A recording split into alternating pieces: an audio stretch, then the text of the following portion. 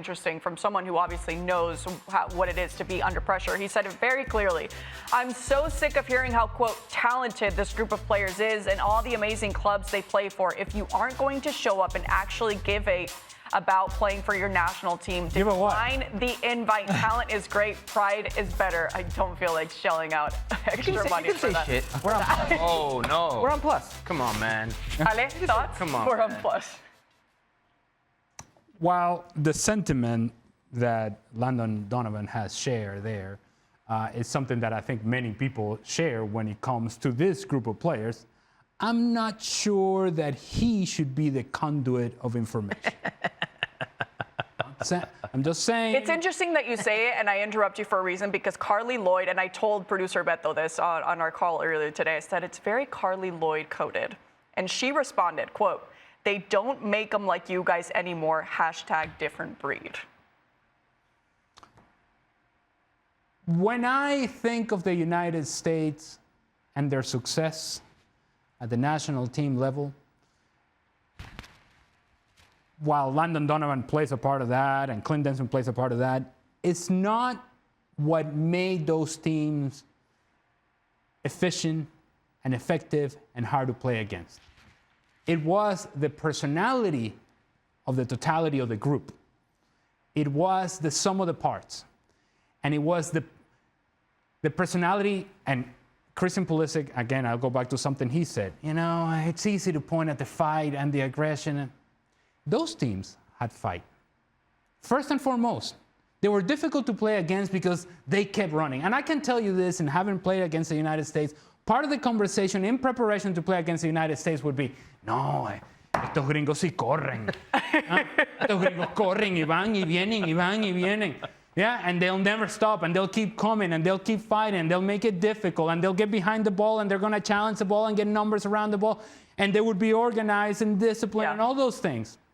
So the makeup of the United States in terms of the talent level should demand fight and aggression first, especially when you're playing against teams in Panama and Canada who may consider themselves to be lower class citizens when they look at the United States in CONCACAF. Oh, there they are.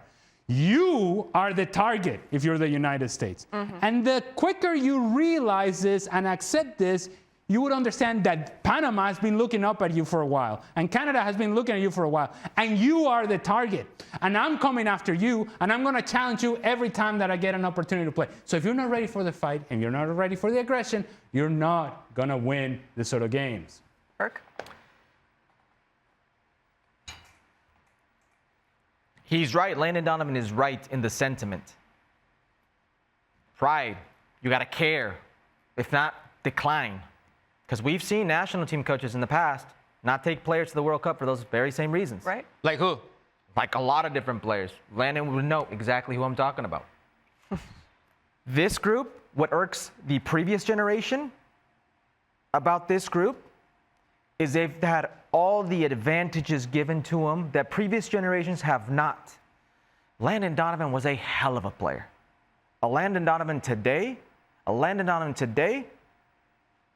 could have played in some of those teams. And Donovan yesterday, by himself, probably thought that was difficult. But today, seeing more players out there, that could have been something. Clint Dempsey, that could have been something. All these players of the past, that could have been something. These players have all those opportunities afforded. I get it, but Landon Donovan is not better than Christian Pulisic. I'm not saying he is. And I'm not saying he is. Here's the thing. I'm not saying he is. So what I'm saying is that then the expectations, even though we're looking at it from the perspective of Landon Donovan and what he might have been if he had different circumstances around him, the truth is that Christian Pulisic is where he is because he's a really good player. And nobody's taking anything away from Christian Pulisic. And so he's an unbelievable player. But nobody's taking away anything from Christian Pulisic. The timing, it's a little bit questionable for Landon Donovan. Listen, one of the best, if not the best player ever to represent the U.S. At the national team level. Now, usually, and I say this as someone who suffered Landon Donovan's performances with the U.S. men's national team, sometimes he keeps his thoughts to himself, right? When things are good or not that good. Now it's when he decides to talk. Here's how I see it. I might be 100% wrong. It's just the way I see it. I feel Landon resents the hype around some of these current players. Who? We keep saying these I think players. Landon resents the hype around Christian Pulisic, Well, that's not hype. Weston McKennie, Timothy Weah, the golden generation.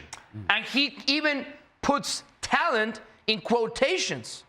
So now when things are going south is when he decides to express his thoughts.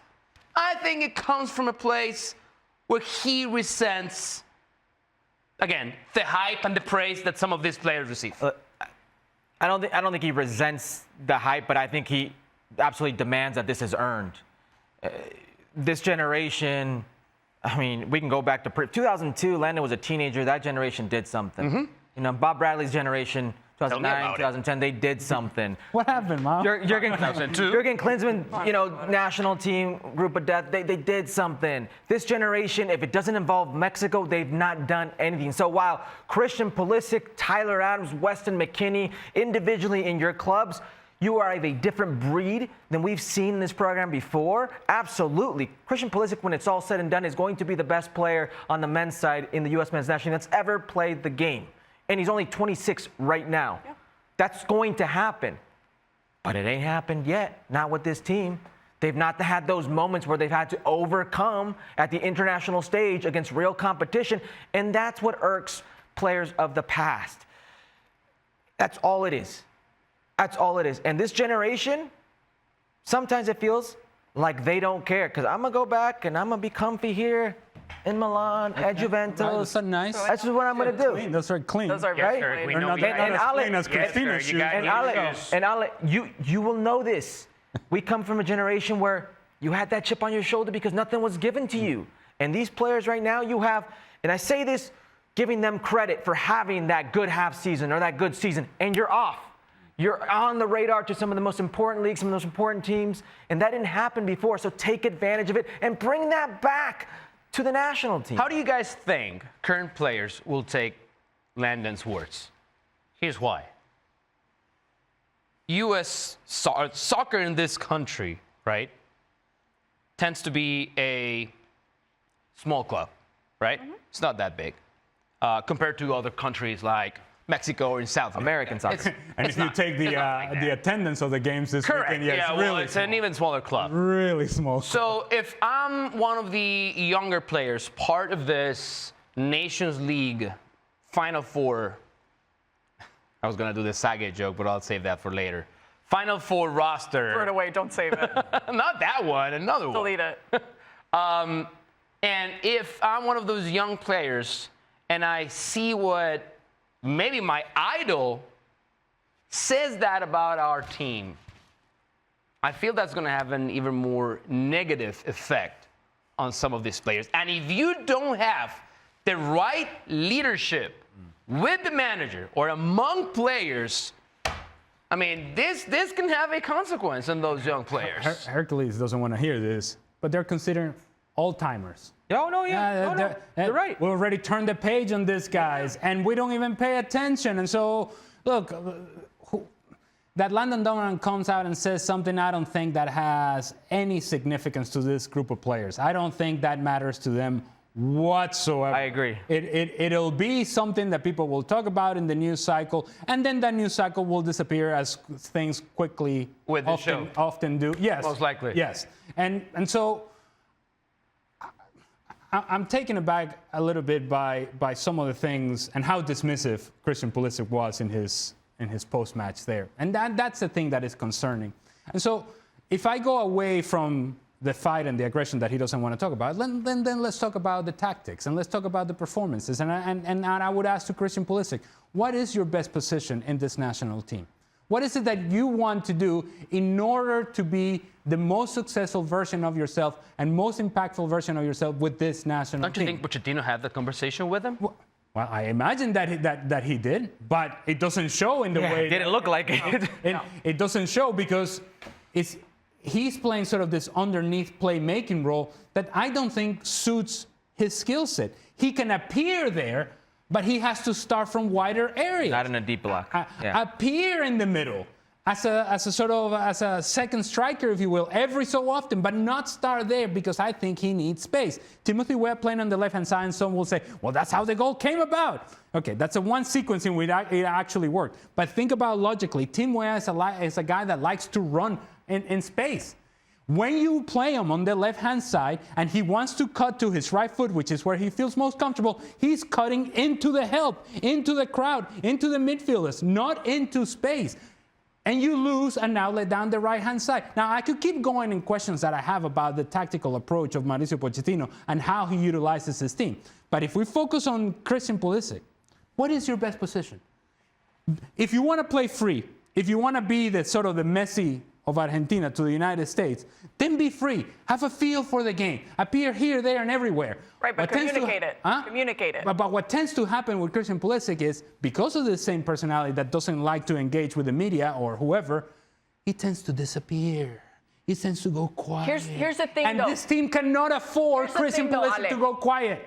I know, I understand, and we're comparing him a lot to Landon Donovan. Here's the thing, though. Growing up with that generation of the U.S. men's national team, the Mexican fans hated Landon Donovan. Yeah. They hate Christian Pulisic, too. Not that much. But it's not about that. At the same level. Not at that level. Not at the same level. You old heads don't recognize. Not even close. And Landon was really good at that, and having really the U.S. men's national team fans really behind this team because they saw that aggression and they saw that passion in him. We're not asking Christian Pulisic to say the perfect things in press conferences. Could he have done a little bit better in his speech? Absolutely. He is Captain America after all. But show it on the field. That's what fans really, truly want to see. Do you want to say something to wrap up real quick? Because we have to move on. No, I don't think this is all on Christian Pulisic. He's just because he's the highest profile player. We're putting so much attention to him. And I do think he is so similar to Landon Donovan in his demeanor and also in his play. Both two very good footballers. Very quick. I know we're moving on, but if Pulisic is Messi, then he has to expect this sort of scrutiny. Absolutely. True. That's just the way it is. True.